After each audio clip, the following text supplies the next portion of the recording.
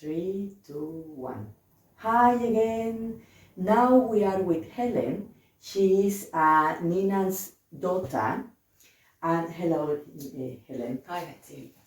How long ago your mom start with Alzheimer's disease?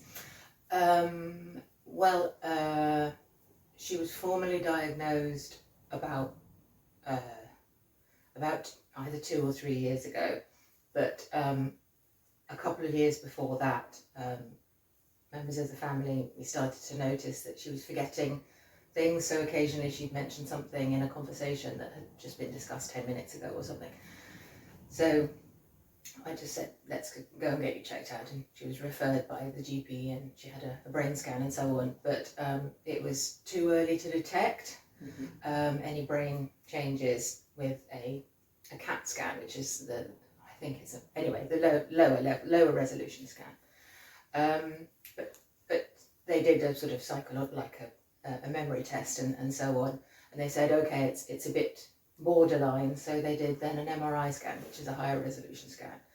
And ultimately they were able to find that there were some changes in the part of the brain. I can't remember which part of it is, but anyway, that is classic of Alzheimer's type dementia. And so that, along with the memory tests and so on, they were able to diagnose that, yes, she's got Alzheimer's type dementia, or more commonly known as Alzheimer's. So yeah, she's been diagnosed for about 3 years, but I would say that she's had symptoms for probably about 6 years. Who was the first person that noticed it? I think it was me, yes, because I How saw did her. you notice exactly? Just because she was tending to forget small things that she wouldn't have normally forgotten. So, it was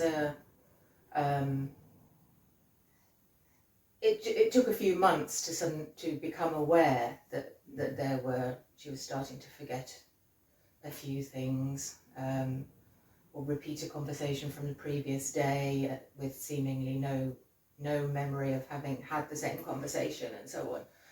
And we all forget things, of course, yes. But it just gradually became apparent that there was something a little more than that. So yeah, it was about 6 years ago, I think. What's the level of her Alzheimer's now? At the moment, she is still classed as early stage, I believe. And I believe that there's sort of 3 stages. There's early stage, and then mid-stage, and then advanced. And in advanced Alzheimer's, people are quite incapacitated with it, and that's the stage at which people need to either have care or move into care homes and so on. Mid-stage, people have more difficulty functioning, but they need a lot more support. And Mum has early stage, and it seems to be quite stable. So like I say, she's been diagnosed for about 2 or 3 years, but there doesn't seem to be a massive deterioration. It certainly doesn't seem to be progressing fast, which is fantastic. And I guess for each body will be different. It seems so, yes. I mean, I'm quite ignorant about it, and I could have read around the subject much more, but I'm sort of going a bit about it. I don't want to necessarily know. So, sorry, I forgot what the question was. It's okay, no worries. How long have you been looking after her? Well, I have supported her. I mean, she doesn't live with me. We live around the corner from each other. But I've supported her. I guess that was one of the like early signs that she needed a bit of support with things like admin. So she found it difficult impossible really to sort out correspondence, and she was just bamboozled by money type things and bank type things, like I don't know, electricity companies, and she stopped being able to manage things like emailing, so following a trail of emails to sort out the everyday admin that we all have to do, like paying your electricity bills or changing suppliers or for example, appointments for go to. Yes, she's managed quite well with appointments, because she can still manage to put appointments in her phone. So she's learned that she will forget things. So she now is quite efficient at using her phone as an appointment system, and she can set up reminders and stuff like that. How she's doing with her cell phone? How she can remember the cell phone is all the time there. Yes, she can still. She hasn't. I guess because what I understand happens with Alzheimer's is that you forget things that you don't have regular access to. So because she uses her mobile all the time, so she's always used it for calls. She did use it for WhatsApp, and she's used it for taking photos. She's used it to put appointments in and so on. So she hasn't lost that ability, and she is still able to lean on that now. That's what reminds her. So she will put an appointment in her diary, like 10 a.m. vets to take her dog or something, and that will remind her. So it occasionally goes a bit wrong because she forgets to set the reminder or something. But she set her cell phone in a cordon in her. Yes, she's got a really good system actually. So she does rely on it. So she has she always carries it with her, which actually is really reassuring. And when she goes out of the house, she has it attached to her with a lanyard or a cord or something attached to her belt, because once or twice she's dropped it, like we all occasionally do. Sure, yeah. And then it had to all be rearranged with the new SIM and everything, and that was complicated because she could do the emailing, so that took me. That's the kind of thing that it takes somebody else to intervene to do something like ordering a SIM, setting up a new SIM, buying a new phone, setting up the new email, all this kind of thing. Somebody with Alzheimer's would find that impossible. You couldn't do that. So without somebody else to help with setting up her new mobile and showing her, right, here you go, here, and uploading the contacts and all that kind of thing, she would be disabled by the Alzheimer's. So this is where I feel that support for people is really lacking, because she's extremely capable in so many ways. And there's just a few ways, I guess, like with many disabilities, there's just a few specific ways which can have a really big impact on her capacity to just function in society that she needs help with, because she can't do that. Like any of us, if we suddenly can't use email and can't use these one-time passwords and stuff like that. How old is she? She's 75, so she's not particularly old, in fact, because a lot of people get Alzheimer's, but they get it in their 80s or 90s. So hers would have started, I guess, later 60s, but it's not classed as early onset. I believe that's when people start with Alzheimer's in their 50s. So, yes. How do you feel about this situation? It's, it's a shame when anybody has any kind of disability. I regard it as, primarily it's a shame for her, because she's an extremely intelligent and capable woman with a great zest for life, and she is just slightly impaired in her ability to function in society because she has Alzheimer's. So it's a restriction, it's a disability, but that's the way I see it, and that's one reason why I'm particularly glad to have the opportunity of this interview with you, because it's something that happens to a lot of us, like lots of disabilities do, whether it's an older age health disability or a young age disability, something like an illness or an accident or whatever, these things happen. It's not as she's still in the early stage, but it's not as terrible in some ways as the kind of urban description, urban myths. Everybody is terrified of Alzheimer's, and yes, with good reason, the same way as we're all terrified of breaking our backs and ending up quadriplegic or in a wheelchair or whatever. Of course, everybody's terrified of these things. But when something happens, it's you just kind of crack on with it. Yeah, and that in a way is quite reassuring, I think. How this has affected you, or how this is affecting you still? It's affecting me less now because I've drawn much more boundaries recently. So what happened was that I was providing a lot of support for my mum, and more than I realised. I was providing, I'd say, between about, depending on the week, between about 5 and 20 hours a week of, sometimes it would be stuff like I've described, like admin type things. So periodically something would need a fairly substantial time intervention to sort out like a load of banking or financial or that kind of issues. Sometimes it would be, like you alluded to, sometimes it would be taking her to appointments. So in the early stages of her Alzheimer's, before, ironically enough, before she'd learned how to manage appointments herself, I think she felt quite discombobulated about her loss of memory and confusion.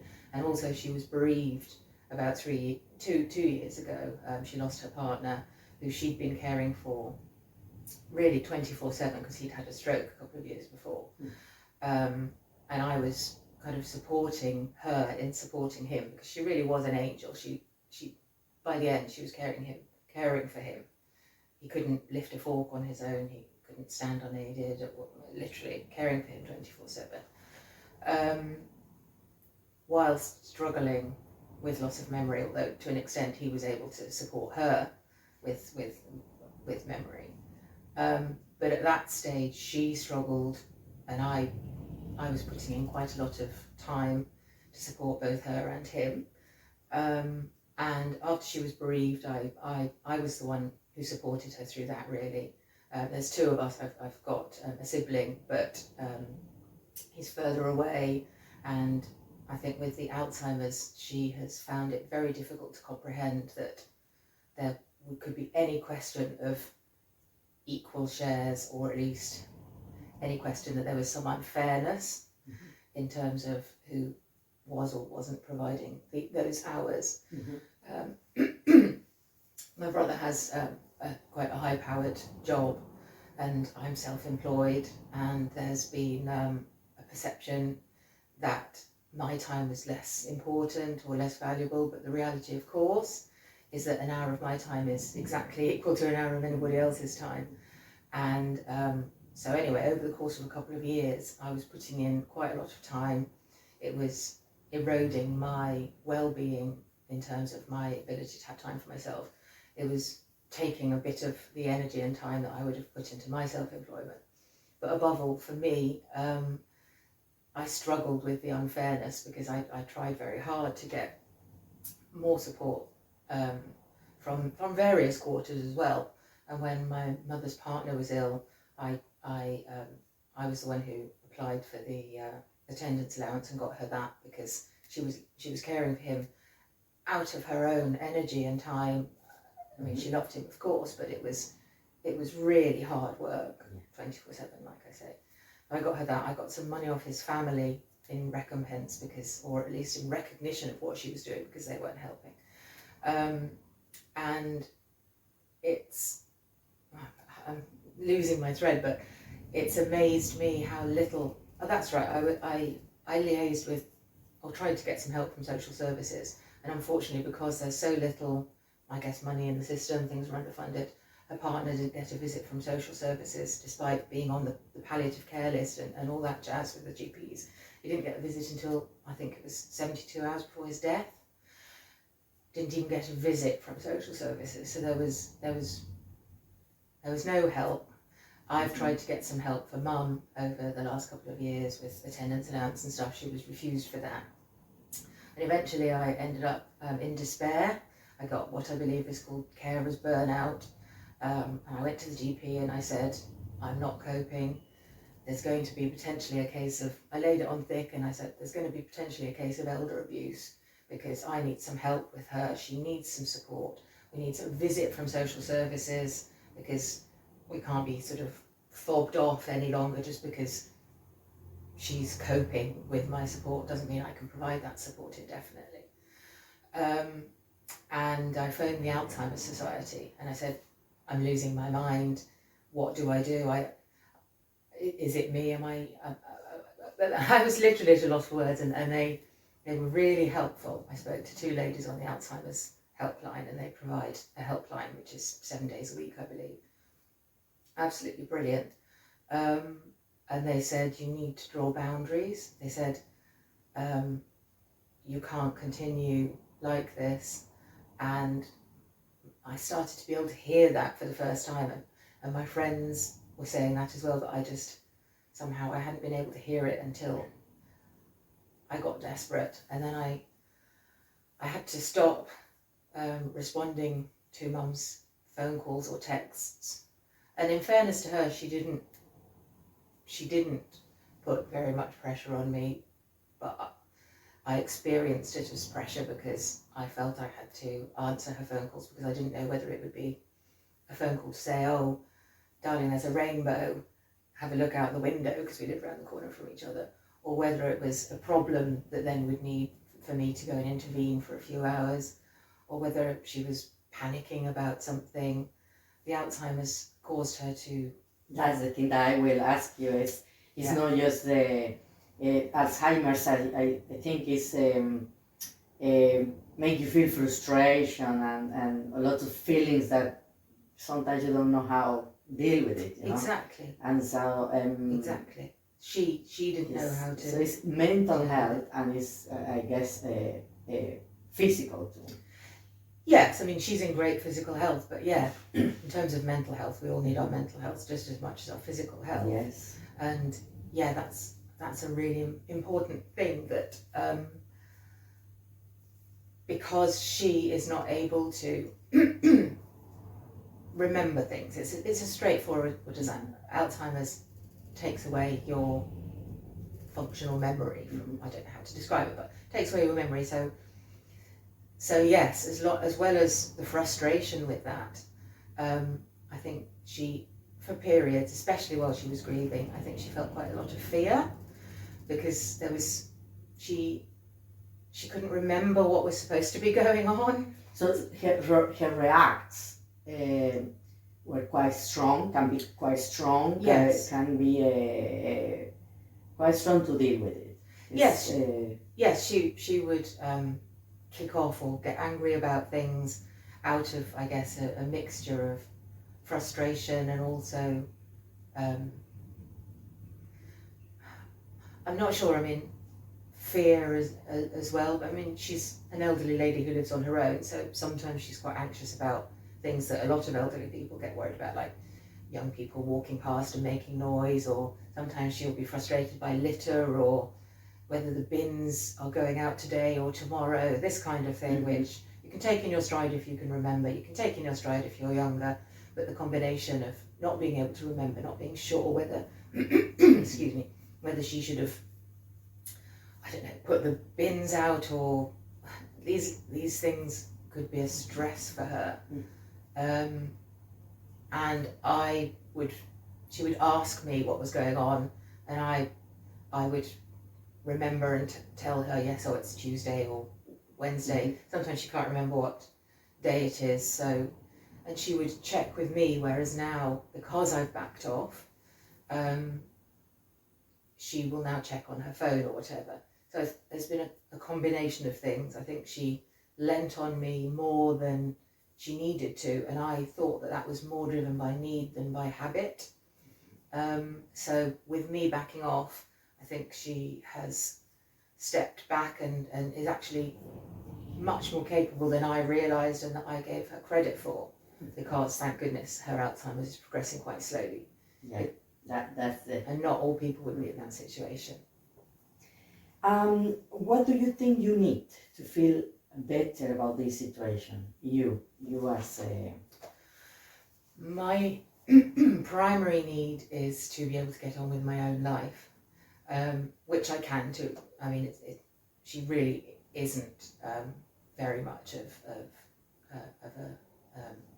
I hesitate to even use the word burden. And since I had what I would describe as a bit of a meltdown and called social services and phoned the GP, I also at that stage got quite ill and depressed, and I did ask my brother for more help, and he stepped up and has taken the sort of the liaison with services and things off me, and he also advised me to step back, and at that stage I was finally able to hear it.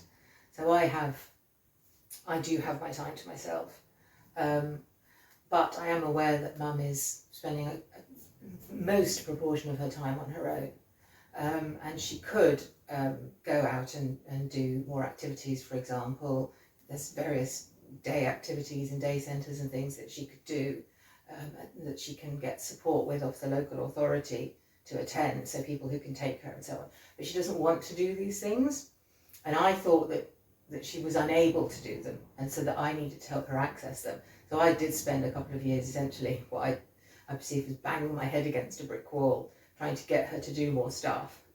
And I would love it if she was going out once or twice a week, or even only once a fortnight, to do an activity outside her home that was social, that wasn't involving either me or my brother, because my brother visits her once a month or so, and he will do something with her. I do something with her 2 or 3 times a month. But other than that, she's not doing anything, and that would take the burden. I'm sure equally it would take the burden off my brother to some extent as well. But so there is some help there with that, but getting her to access that, thus far it hasn't happened. So maybe that's a problem of my own making. Maybe she is completely happy sitting in her house. She says she is. She's happy watching telly, reading, doing a little bit of gardening. But she will also say that she's a bit bored and lonely sometimes. I'm not quite certain which is the reality, but all I know, Hatsiri, is that I have learned now to set more boundaries. I can't run her life or anybody else's life. I'm trying to be a bit less controlling, or at least a bit less anxious about trying to control the outcomes of things. And yeah, I mean, we're in a very fortunate position. We've got our own houses, and we've got enough money and resources to communicate directly with local authority and so on. But that, to me, I think that would make her life better, and it would make my life better, just to know that she was doing 1 or 2 things a week or a month outside the house that wasn't either me or my brother.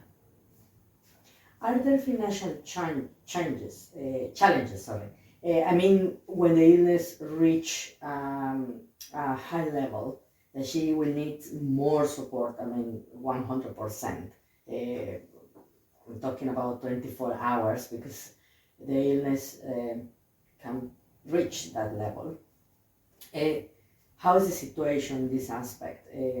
Have you think about that? What is the cost of the place where people with that kind of illness can be cared for? It's a really good question. I mean, paid for care is anything between, if you get a private carer, then that's normally something between, I mean, there's different levels. Mum doesn't need any sort of personal care or anything. She just could do with what's termed a personal assistant to help her with stuff around the house, more admin-y stuff than cleaning or anything. The occasional reminder, perhaps, to regularly do something like, I don't know, vacuum or clean the drains or whatever. And also to go out to places, like with public transport, going to any difficult to access appointments and things. And that kind of care costs anything from around £15 an hour to up to about £32 an hour, including that from if you go through an agency or whatever. They take a fair proportion of that, and their workers are paid as their employees. The rates of pay for their employees, I believe, are not fantastic, but that's a whole different political situation. But anyway, in short, care is blooming expensive. So to get perhaps 4 hours of care a week will cost a minimum of £60 and up to maybe £120. And that 4 hours, say, would be perhaps going for coffee, which might take a couple of hours, and doing an hour or two of admin, and that would take up 4 hours. So, and the low level of attendance allowance, which Mum was refused initially, but we got some help from the CAB and the Alzheimer Society as to what to say on the forms, and she's now been approved for the low level of attendance allowance. So that gives her £68 a week. So that would pretty much pay for a carer for a couple of hours twice a week, or somebody 4 hours to take her coffee or lunch or shopping to the local town to get things that she can't get round the corner at the garage, which is where she does most of her food shopping.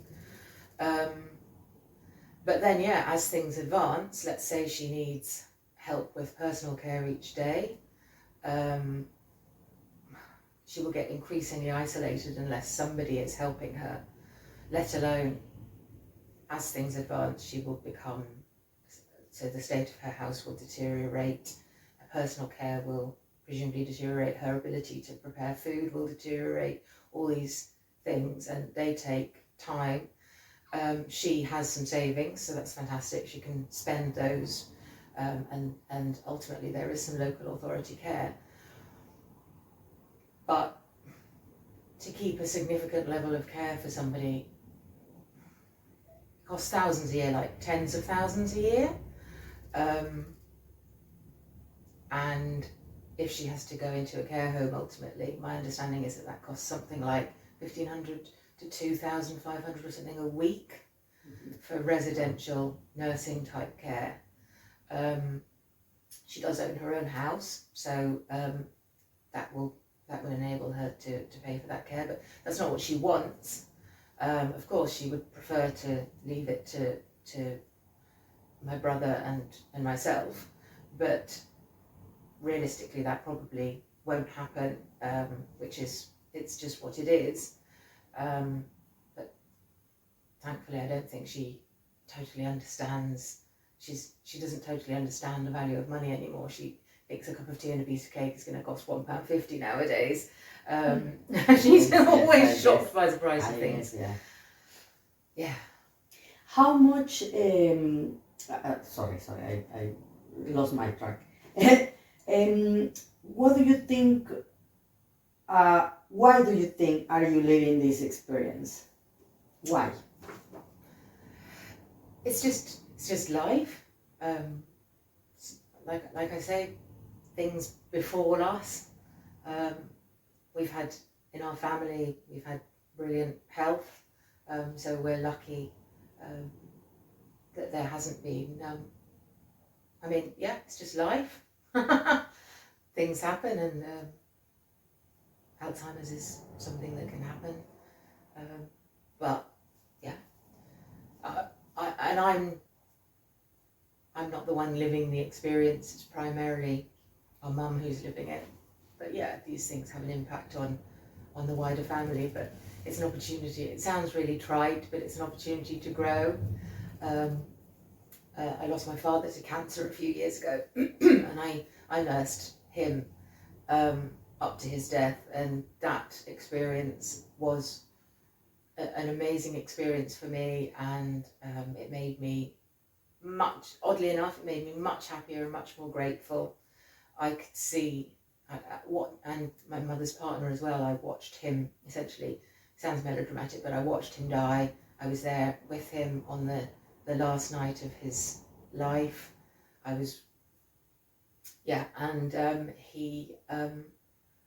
know how lucky we are when we've got our health. It's as simple as that. We're lucky when we've got our health and strength. Mental health is crucially important. So any erosion of that through isolation, or for example something like Alzheimer's, is a massive potential health impact. So yeah, we need to, ideally we will learn to do better at all these things that can erode our ability to enjoy our lives. It's just part of life. It's just life. What do you do when with your mom when you spend time with her? We do nice sort of family things like we've always done, really. So we'll go for coffee and cake, and go around the charity shops, go to go to garden centres and nurseries. Both Mum and I enjoy gardening, so that's a shared interest. We all the family, we have dogs, so we talk about dogs and we go for dog walks and things like that. So yeah, just normal family things. Occasionally things like I don't know, open gardens, antique fairs, and things like that. And Mum still really enjoys, still loves going to things like that. Unfortunately, she might not remember a few days later that she's done it, but in the event she really enjoys it. And my understanding is that any memories associated with an emotion, whether positive or negative, tend to stay better for people with Alzheimer's. So when she has a really nice day out, or when she, for example, at Christmas she sees me and my brother together and we have lunch and that kind of thing, she remembers those a bit better. I think they stay in her mind, that feeling of pleasure. So yeah, we still do all the nice things, and like I say, she's in great physical health, so there are no mobility issues or anything for her. So yeah, we can still do good things together. Okay, thank you very much, Helen, to share with us your feelings and your life experience, because this is you are having now. Wish you the best, and see you very soon. See you soon. Thank you, Nancy. Bye-bye, everyone. Bye. Thank you for staying with us, and hope you enjoy this interview and take the best if you found something that is useful for you. Thank you, and see you in the next. Bye-bye.